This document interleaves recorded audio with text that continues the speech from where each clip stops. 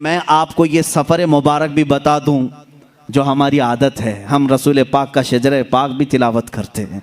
अल्लाह के हबीब सल्लल्लाहु ताला अलैहि वसल्लम के शजर पाक की तासीर भी ये है, अल्लाह ताला उसके ज़रिए से ज़ुबानों में सलासत अता करता है, रिज़्क़ में बरकत देता है। इसलिए कि हमारे आपके दूसरों के नसब का तो छोड़ो, कायनात का जो सबसे अफजल व आला रसूल है उसके शजर नसब में बड़ी तासीर है। मैं आपको ये बताऊं, इस नूर ने जो मंजिलें तय की, रसूल पाक सल्लल्लाहु ताला अलैहि वसल्लम की ये जो मंजिलें हैं, जबीन आदम में आए, अब जब दुनिया से, जब जन्नत से उतर कर दुनिया में आए, रसूल पाक सल्लल्लाहु ताला अलैहि वसल्लम का नूर लेकर के ही दुनिया में आए। यहाँ जब आए 350 साल तक हज़रत हव्वा से अलग रहे, फिर उसके बाद मुलाकात हुई, हज़रत आदम अलैहिस्सलाम की तौबा भी कबूल हुई मुस्तफ़ा करीम के वसीले से। हुज़ूर पाक सल्लल्लाहु ताला अलैहि वसल्लम के वसीले से ही आदम अलैहिस्सलाम की तौबा कबूल हुई। अल्लाह रब्बुल इज़्ज़त ने दोनों को मिलाया, शोहर और बीवी को, जिनका निकाह जन्नत में हो चुका था। दुनिया में आने के बाद 350 साल तक मिल नहीं सके, लेकिन अरफात के मैदान में दोनों की मुलाकात हुई। अब उसके बाद सिलसिला चला। आदम अलैहिस्सलाम की उम्र मुबारक तकरीबन 1000 साल की हुई। कितने? 1000 साल की। बेशुमार औलाद आपकी हुई। आपकी औलाद में एक होनहार और सालेह फर्जंद पैदा हुए जिनका नाम शीस रखा गया, वो भी नबी हुए। जब हजरत शीस अलैहिस्सलाम पैदा हुए तो आदम अलैहिस्सलाम की पेशानी में हल्कापन आया, शीस की पेशानी चमकने लगी। हजरत आदम अलैहिस्सलाम समझ गए नूर मुस्तफ़ा मुंतकिल होकर शीस की पेशानी में आ गया है। हजरत शीस अलैहिस्सलाम की जबीन मुबारक चमकती थी। मेरे अजीज़ों, ये चमक जो है हुजूर के सारे आबा व अजदाद में पाई गई। सारे हुजूर के जितने बाप आदम अलैहिस्सलाम तक आते हैं नसब में, सबकी पेशानियां चमकती थी। हजरत शीस अलैहिस्सलाम से ये नूर मुस्तफ़ा सल्लल्लाहु ताला अलैहि वसल्लम यानिश में आया।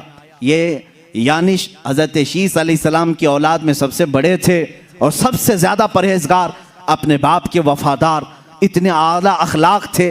उनको देख करके भी शीस अलैहिस्सलाम ने तरबियत की, अलग से उनकी तरबियत की और बताया कि बेटा, तुम्हारे पास अल्लाह ने एक बहुत बड़ी अमानत रखी है, तुम इधर उधर नज़र नहीं करोगे, तुम्हारा हर अज़ू, तुम्हारा हर लम्हा पाक होना चाहिए, इसलिए कि तुम्हारे पास अल्लाह की एक बहुत बड़ी अमानत।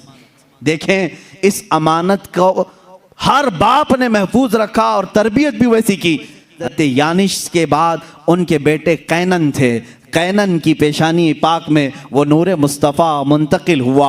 रसूल पाक सल्लल्लाहु ताला अलैहि वसल्लम के नूर की ये मंजिलें हैं जो सफ़र कर रही हैं।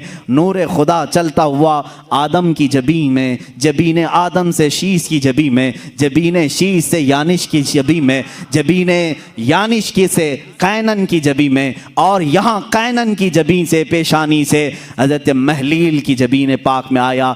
महलील से यरद में, यरद से इदरीस में, इदरीस से, इदरीस अलैहिस्सलाम का नाम मुतवश्शलख भी है। मुतवश्शलख से ये नूर मुस्तफ़ा सल्लल्लाहु अलैहि वसल्लम लामिक में आया। लामिक से हज़रत नूह अलैहिस्सलाम, जो हज़रत नूह अलैहिस्सलाम औलाद आदम में दूसरे रसूल भी हैं। नूह अलैहिस्सलाम की जबीन मुबारक खूब चमकती रही और फिर ये नूर मुहम्मदी सल्लल्लाहु ताला अलैहि वसल्लम उनके बेटे साम में आया। साम से ये नूर अरफक्षस में आया। अरफक्षस से फिर शालिख में आया। शालिख से फिर ऐबर में आया। ऐबर से ये नूर फालिख में आया। फालिख से ये राऊ में आया। राऊ से ये सारूख में आया। सारूख से ये फिर नाहूर में आया। नाहूर से फिर तारुह में, तारुह से फिर ये जबीन मुस्तफ़ा, नूर मुस्तफ़ा सैयदना इब्राहीम खलीलुल्लाह की पेशानी में आया। इब्राहीम खलीलुल्लाह अलैहिस्सलातु तस्लीम की पेशानी मुबारका खूब जगमगाती रही। आपने 2 शादियाँ की हैं, सारा से भी, हाजरा से भी। हज़रत सारा से इसहाक अलैहिस्सलाम पैदा हुए, लेकिन ये नूर मुंतकिल नहीं था। इब्राहीम अलैहिस्सलाम ने हाजरा से निकाह किया, सलामुल्लाह अलैहा।